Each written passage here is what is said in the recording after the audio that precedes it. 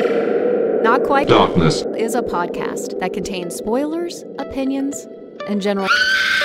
Listener discretion is advised.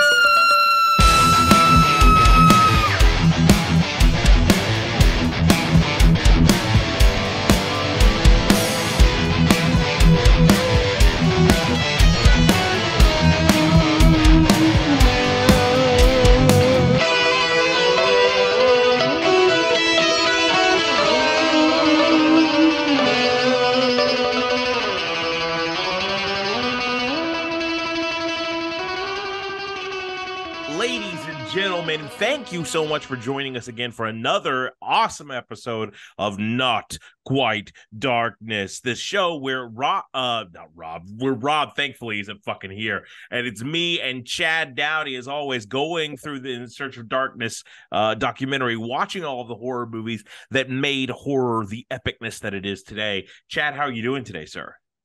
I'm doing great. I am ready to talk about this masterpiece. This masterpiece is what you mean. But before we get into this piece of shit, let me just talk about some other shitty things going on right now. As you're probably aware, if you're watching this when it's being released, there's a WGA strike and a SAG strike currently happening, and we support the WGA and SAG. I'm a member of one of those. You guess which one.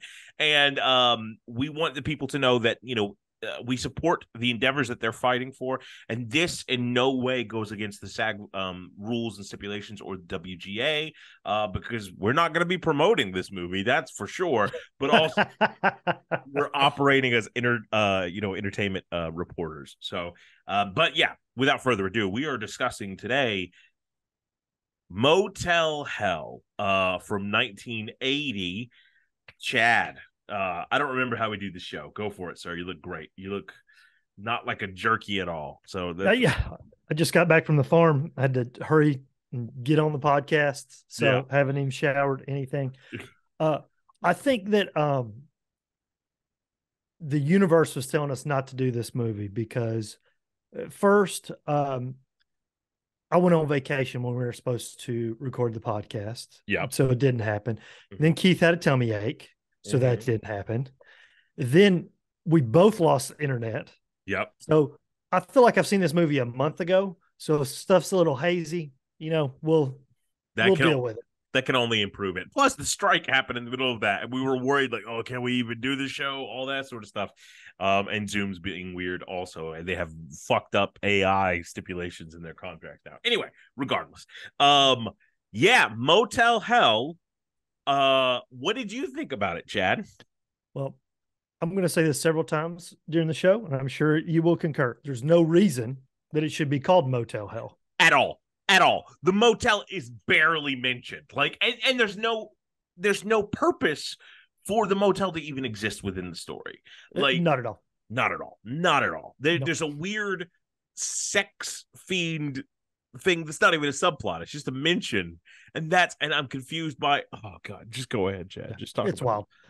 So it's called Motel Hell, even though it shouldn't be, but it's because the motel is actually called Motel Hello, and the O's flashing. Somebody should get that fixed. You should probably look at that when you think, like, especially if you're the #1 jerky seller in the tri-state area. Yeah, like, something else it does in this movie, you know. But we talk about this every time. I'm out already. I'm not stopping at the motel that's flashing Motel Hell. That's not happening. I'm already out of the movie. I like beef jerky a lot, and I like to go to gas stations that specialize in beef jerky. I don't want to go to a motel that specializes in beef jerky. Like, I'm not interested in that world. You know what I mean? Right. So yeah. Well, you know, I'm dressed like Farmer Vincent in honor of this movie. I thought you'd be eating beef jerky the entire time in honor of this movie. Well, there's nothing I want to do to honor this movie. Go ahead. But he's good. He's like the only good part, but he's problematic for a lot of reasons. A lot of reasons. Yeah. So, you know, right off the bat, the dude that's running the motel, Farmer Vincent, he gets his gun. He goes, he's just going hunting. You know, you think he's just a normal guy going hunting. Then we see a motorcycle going across the road, and for some reason it wrecks. And I couldn't tell necessarily why it wrecked. It just seems like the motorcycle lost control. Yeah. And wrecked. And Farmer Vincent sees all this and he goes to help them. You don't know, but he puts them in the back of his truck. But when he shows back up at the motel, we only see the girl. He's only taking the girl out of the truck. So already something's a little off, about this, other than the fact that it's called Motel Hell. Mm-hmm. He takes her into the hotel, and his sister comes and helps. Who I thought it was his wife for the first 45 minutes of the movie. Yeah, it was super weird, their relationship. Even though they are brother and sister. And she is one of the girls from Porky's. Have you ever seen Porky's, Keith? Oh, okay. That makes sense now. You say that like you're just now realizing that. It's the formative scene of Porky's where she grabs the guy's dick from the glory hole. That's the thing that you would remember from Porky's. And you're like, oh, yeah, maybe. Okay. I tend to try to put all glory hole scenes out of my mind, but yeah, it makes sense. Well, you already mentioned it. Not only is this a motel, but they also sell smoked meats, the best smoked meats in the tri-state area or something like that, I guess. So it's the next day and people are checking out of the hotel and they buy some of the beef jerky, and Farmer Vincent goes out and he slaps a bumper sticker on their car.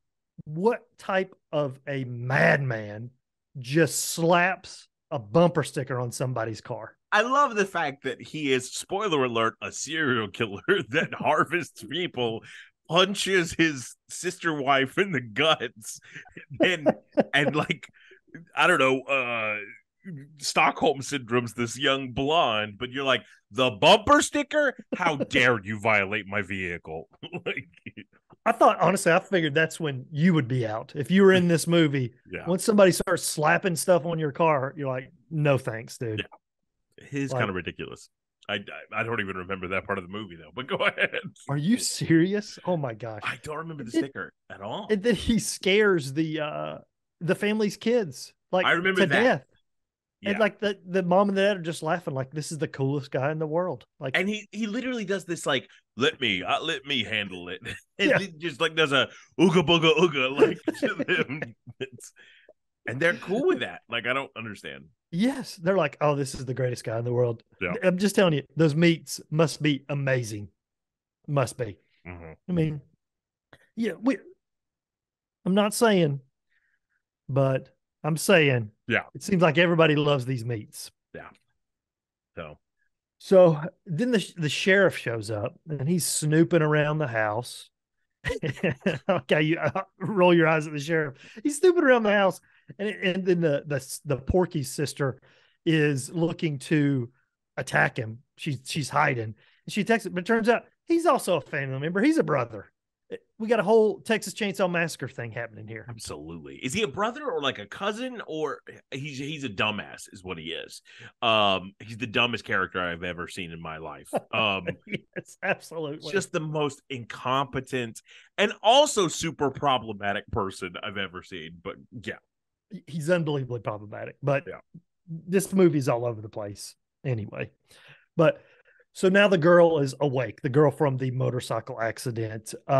She's awake and she's looking for the guy she was with. And Farmer Vince is like, oh, he's dead. And I've already buried him.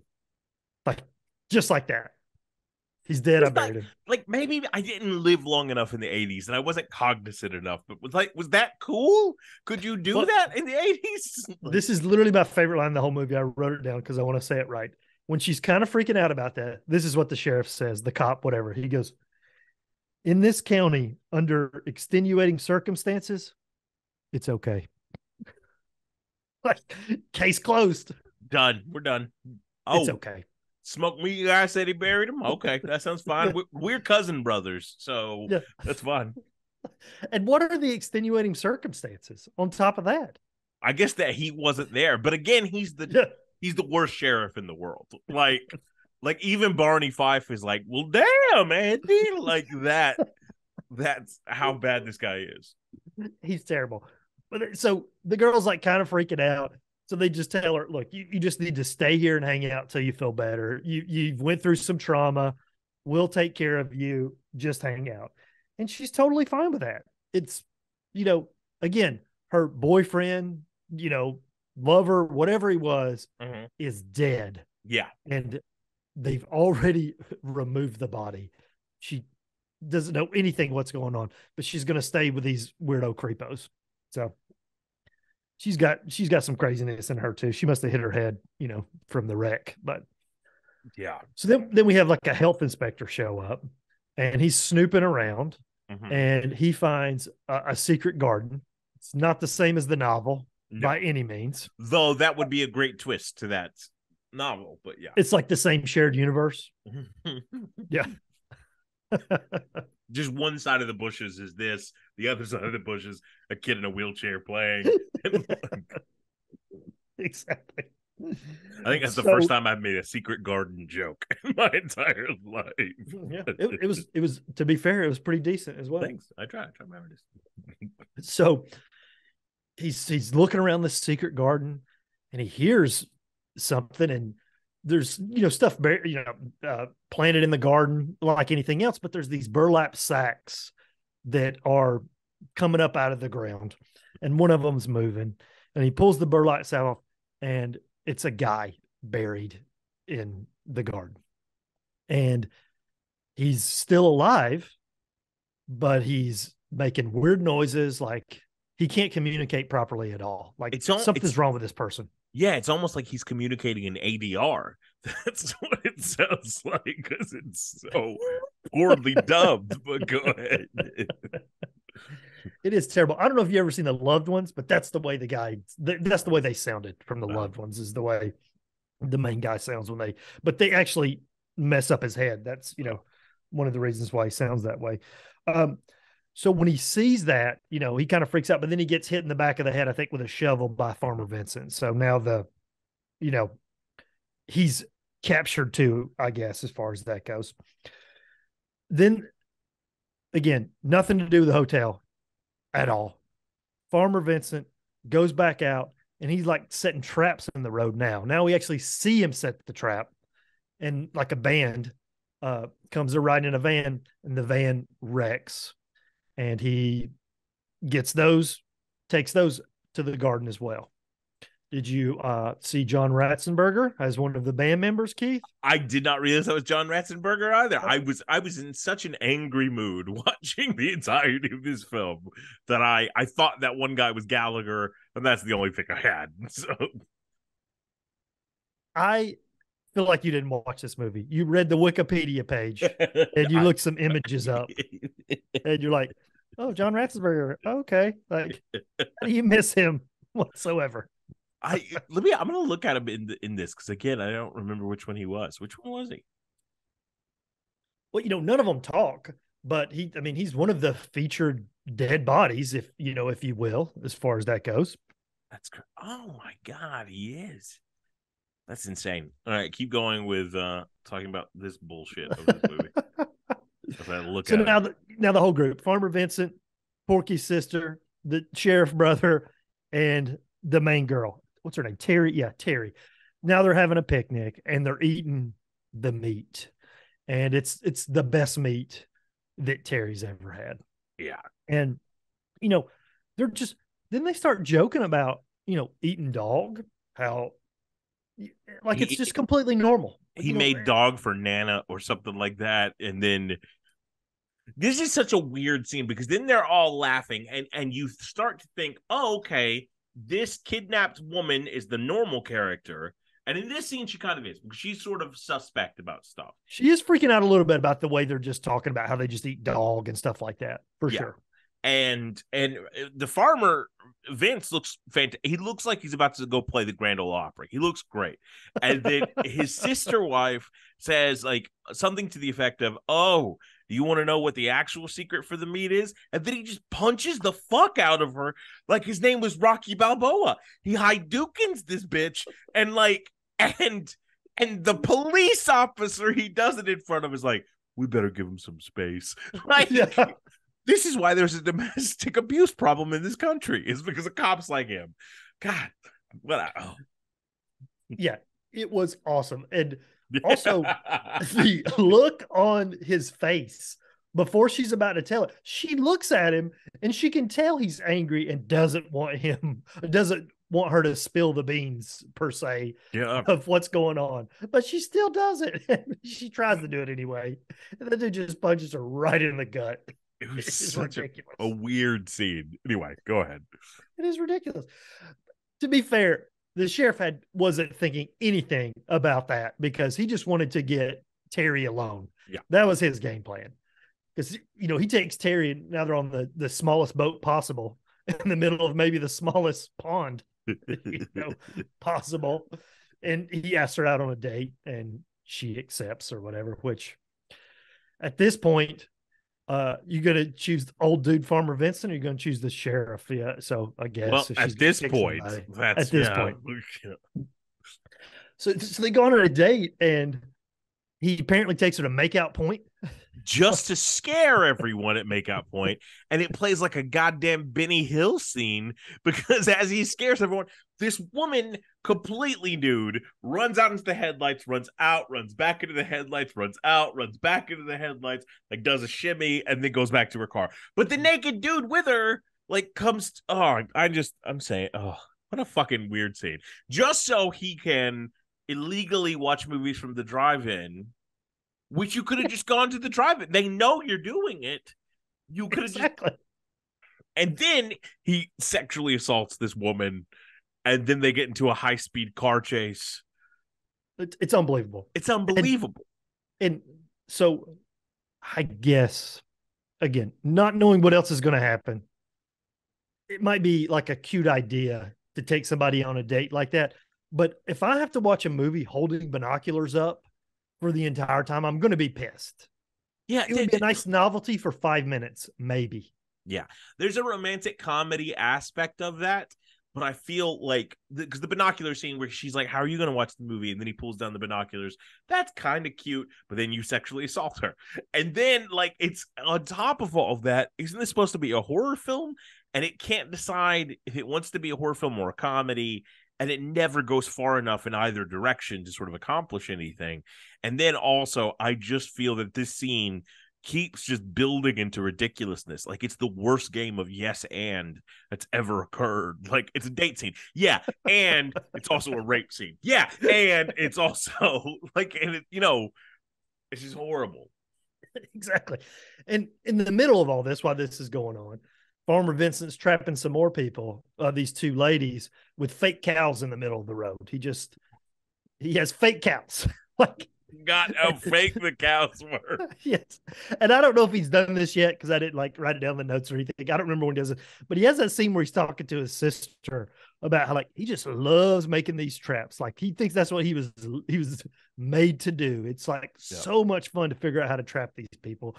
And apparently he spends all of his time building 8 fake life-size cows. Well, apparently, because his actual birth name isn't Vince, it's Wile E. Coyote. Because these fake cows are the worst looking fake cows I've ever seen in my life. It's not eat more chicken level fake cow. Nope. It is cows are cross-eyed and they're colored wrong, and one has 6 hooves, and it's just terrible. But these dumb women just stop in the middle of the road. They're like, "Oh, those poor cows that are breathing and live animals." So fucking dumb. Ugh. So what would you do in this situation? You and your buddy pull up in the middle of nowhere, basically, and there's clearly fake cows in the road. You just run them over, or what do you do in this situation? I'm back to fuck up, but I go somewhere else. Exactly. Feel like opposite direction, because these levels of cows look like it's a small church trying to do the story of Christmas, as a play, and but they don't understand the animals in Israel, so it's just bad. And then and she cautiously goes up to the cows, and then he just breaks one down like he's fucking Undertaker coming into a ring entrance at WrestleMania. And then the killing starts again, or the not killing, I suppose, the making you a plant, literally a vegetable in a lot of ways. Exactly. So he, the one that's actually out there moving the cows, he gets her, he chloroforms or whatever the case may be. And now he's chasing the other one. She's driving off. And she gets on her CB and she's like calling for help, which is the only thing that stops the sexual assault happening. Yeah. The sheriff has to stop one crime to go try to stop another crime. Stop the crime he's committing. Yes. And then the person he was committing the crime against is like, yeah, let's go on a high-speed chase. That sounds great. Like, it's totally down. Like, totally down. Is fine. She might have been like, cut it out, Robbie, or whatever his name is. Like, that's the extent of he was not quitting. Yeah.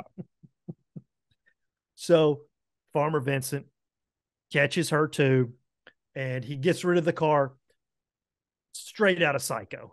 Putting the car in the pond or lake or whatever it is, straight out of Psycho. The sheriff almost catches up to him. And, it's hard for me to remember because I've seen this movie before. The first time I was watching it, do I clearly think the sheriff has no idea what's going on? Because again, he was talking about eating all these dogs and like, oh yeah, we eat weird stuff in our family. So he knows about that. Yeah. But he doesn't know that Farmer Vincent is doing this. It's kind of confusing. Yeah. And since you didn't see the movie, you're even more confused, right? Well, he's the biggest cannibal in town. So that's what Yes, it's ridiculous. So then now we come back to the motel. Finally, there's a motel scene and these two swingers come in. This is the guy that you said looks like Gallagher. Yeah. He looked like to me, I even looked it up to see if he was his dad. I thought that he was the dude that plays Quark in Deep Space Nine. What's his name? Armin Sherman or something? Yeah, he does kind of look I thought like he was his dad. Like, I was like, this is clearly his dad. He looks like Quark, but 20 years ago, basically. So I think that they're at the wrong place. I think that's the implication. Okay. Is that they were trying to go to another motel, but either Farmer Vincent or Porky's wife is like, nope, you're at the right place. Wink, wink. But it seems like Gallagher the Ferengi knows who like Farmer Vincent is, right? Because he keeps talking about the jerky and stuff like that, and he does that like, yes. Don't you know who this guy is? So it seems I don't know. This is the dumbest part of the movie, and that's saying a lot for a movie with a lot of dumb stuff in it. This feels like such a 70s leftover of sex jokes and what I guess now would be like transphobia or something like that, or kink shaming. It's just such a weird fucking scene. But yeah, go ahead. Yeah, because then the sheriff comes in and he's asking him, "Hey, you heard anything on the radio about all this?" So he's clearly asking Farmer Vincent, "Do you know anything about this woman that was attacked?" And they're like, "Oh, it's probably kids having fun or whatever." That's the extent of it. But when the swingers go to the room getting ready to like swing, the girl has a whip and she is just busting up the room, destroying shit like she's Catwoman. Meanwhile, unbelievable. Meanwhile, Gallagher's putting on a French maid's outfit, and like, I don't understand. Go ahead. And then Farmer Vincent and the Porky's girl come in, and they are beyond excited, beyond excited about what's going to happen with these two. And I can tell you, if you haven't seen the movie, Farmer Vincent and the Porky's girl are not lookers as far as that goes. I guess the swingers are much better looking. Yeah, well, Farmer Vincent definitely has like an old like silver fox. Is that the phrase? He has that to him, I guess you could say. He does have a little of that going on. I agree, but for these people, nah, I don't. It's not a good match, and it's like they're so excited. And they don't even there's no fuckery that happens. Even the kill aspect is just like, oh, wait to what we do to you. It's going to be so intense. Smell this. The end. That's it. That's all that happens. Like, and they even walk in with like rope and everything. They're super excited about that, know? So again, might be some kink shaming going on as far as that goes for those two. But really, it's just an excuse to up the body count. Absolutely. That's all we're doing. They don't push the plot. It ups the body count, and it also involves the motel. And it's the only time. Like, you get one thing where you scare the kids at the beginning, and this, and we're done. That's it. it's so fucking dumb. Anyway, it's almost like they added that in later because they were like, you know what? We don't have one scene about the motel in here. What are we going to do? And so that was their whole plan or whatever. So they tie them up. Now I'm sure they're going to go be planted in the garden as far as that goes. And Terry, she is the girl Terry. She's snooping around now. No, I wouldn't say snooping around. She's just looking around. She's not suspicious or anything. She's looking around. She goes into like where Farmer Vincent smokes his meats, and Porky's sister shows up and scares her and like, what are you doing here? And so they decide to go get in the pond in inner tubes. The tone of this movie is all over the place. They throw a lot at the screen, but they don't know what type of movie they're making here. It is crazy. They're in the inner tubes, and the Porky's girl cuts her own inner tube and then acts like she can't swim. So Terry comes to try to save her, and the Porky's girl's trying to drown her. So did you get the impression she's trying to drown her just because she's jealous of her, or because she might have seen too much?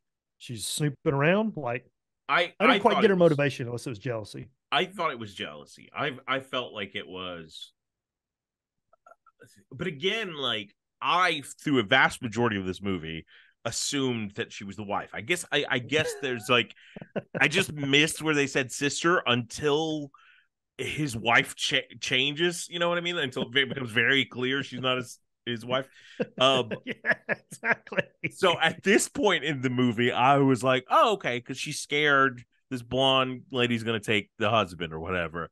But now knowing that it's his sister, I still think there's a jealousy, but I still think there's like this immature, not necessarily incestuous, but you're gonna ruin the thing we have going on here.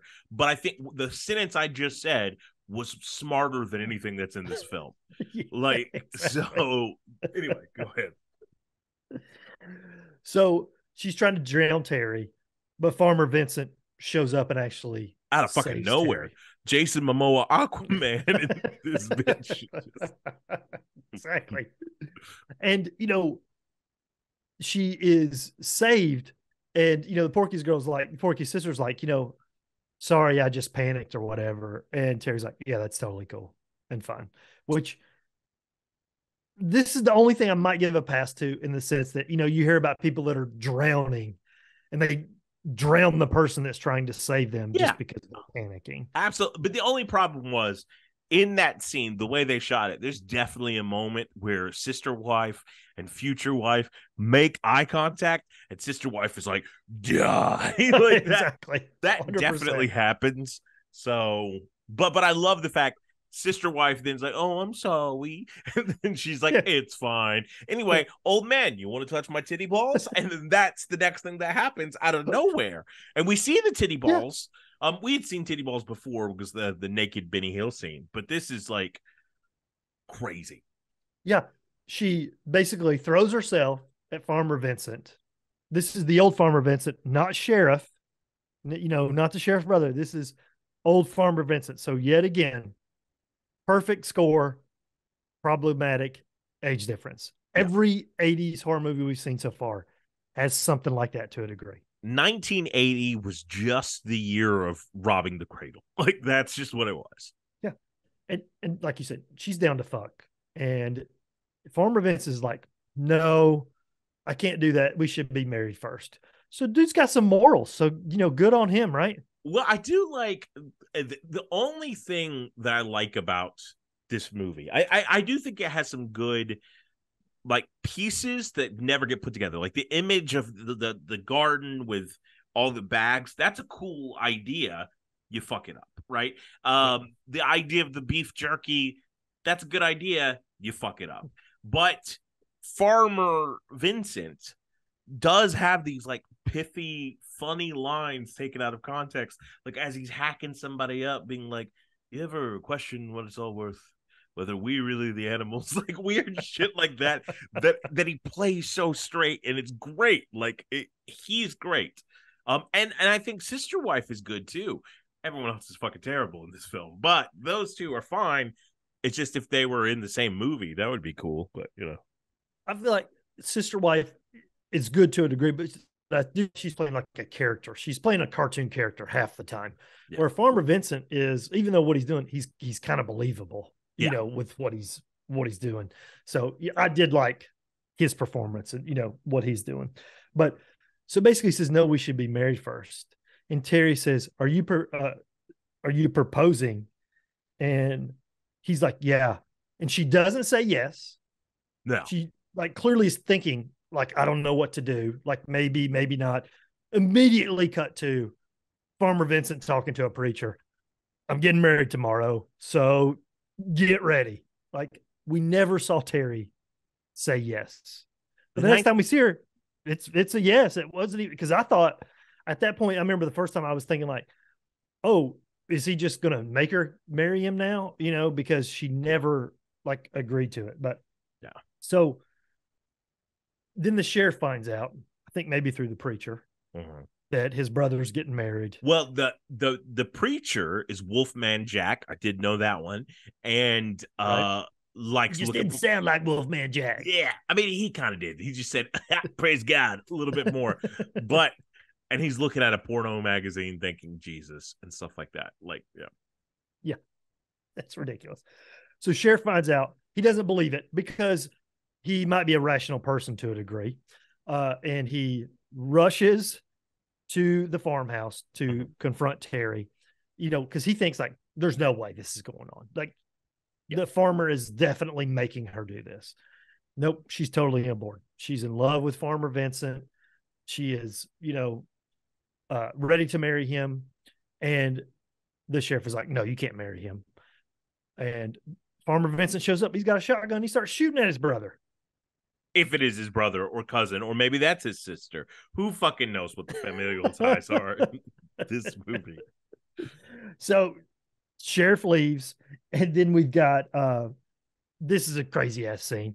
Now we're at the garden, and Farmer Vincent and the sister are harvesting them, but they're hypnotizing them now. Now we have what they're hypnotizing these bodies or whatever you want to call them to feed them. And there's like this interesting thing where they are talking about them like he's talking about them as his animals, his livestock, right?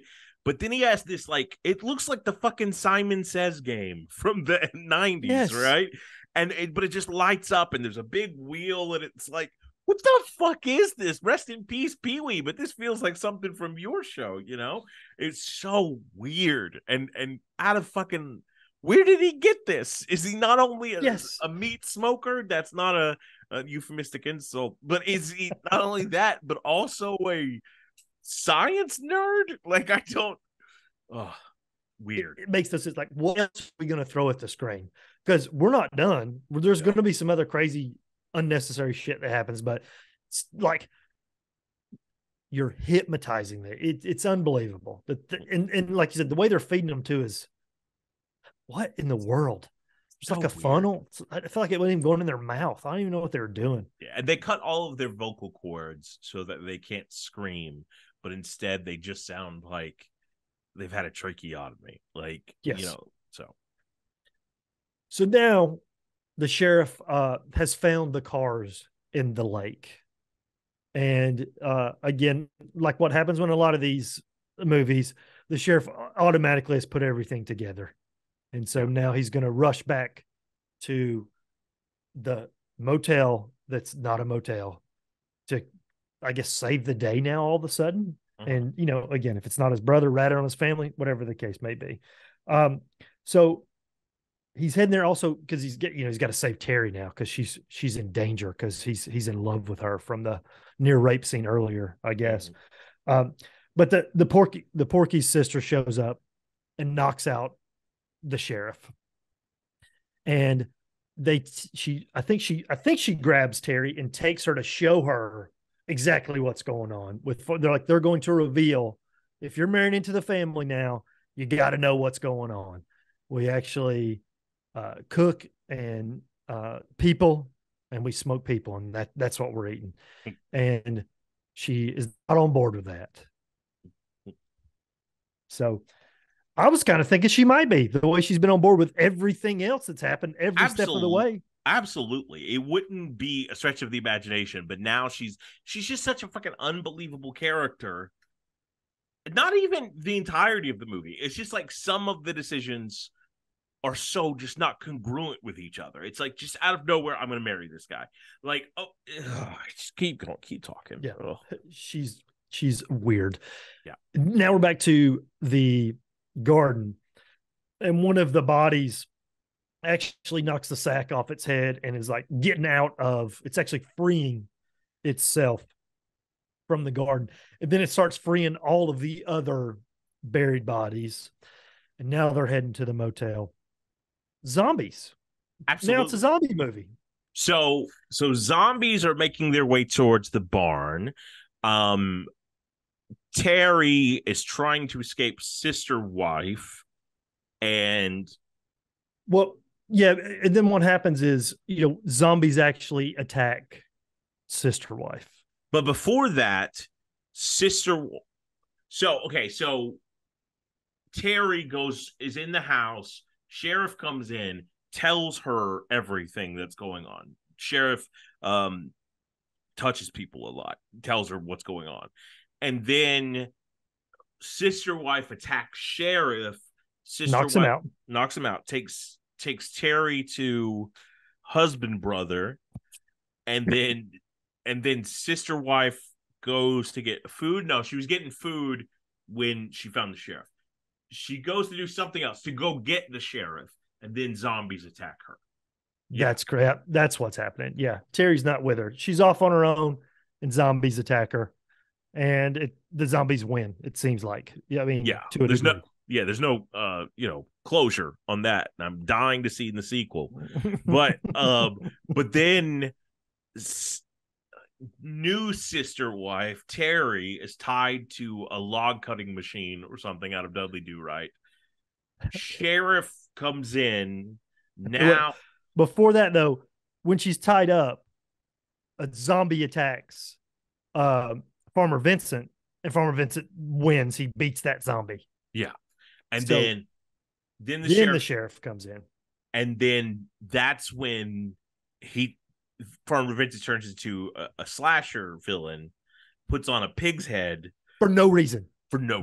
He already knows who you are. Reason whatsoever. You're potentially related to this person, so he knows who you are. If it's just an intimidation factor, you also have a chainsaw. That's all you need. We don't need anything else. Yeah. And you have to, the foreshadowing from earlier is there was dead pigs. So this apparently is a true pig head. So you're about to fight to the death, your brother maybe, and you decide to put on something that is going to hinder your vision massively. And I wonder, like, is he getting ready with a chainsaw and he just looks beside him? He's like, you know what would be really fucking cool? And just puts it on. Like, is that how that goes? Or, well, it could be, he's thinking, you know what? This is the night I'm going to die. I've always wanted to wear that fucking pig head. That's a weird inner thought, but yes, that's fine. Well, he's had some weird ones, the whole definitely, time. Yeah. But in a movie full of weird choices, the fact that he puts on a pig head in this moment is utterly ridiculous. Yeah. That being said, I want the pop figure of that yesterday. Yeah. With a chainsaw, blood covering him, a piece of jerky in one hand. Oh, it'd be great. I love it so much. And so the sheriff and pighead farmer fight to the death while Terry's about to, get meat grinded, So he kills the farmer or slashes his gut and saves Terry. So the sexual predator is the hero of this film. Yeah. That's clearly the takeaway. Yeah. What It's happened? Unbelievable. What was the actual ending shot? Because I don't even remember. Well, so, as the farmer dies, he tells his brother, he's like, well, the motel in the garden's yours now. And I feel like the original script was like, the garden's yours now. But they're like, oh, don't forget, we're going to call it Motel Hell. So yeah, absolutely. The motel and the garden is yours. Yeah. So you get that. And they hear a scream. They run out to the garden, and sister wife is buried upside down. That's right. That's who was screaming. So the zombies did that to her. and they're nowhere to be found. We haven't seen them anymore. So again, loose thread there. And the shot is at the end with the sheriff and Terry looking at the motel, and she just says, "Burn it to the ground." Yeah. And then that's the final shot, I think, maybe of the sign or Which something like that. I think was probably like what the editor was thinking the entire time. Burn it to the Get ground. rid of it.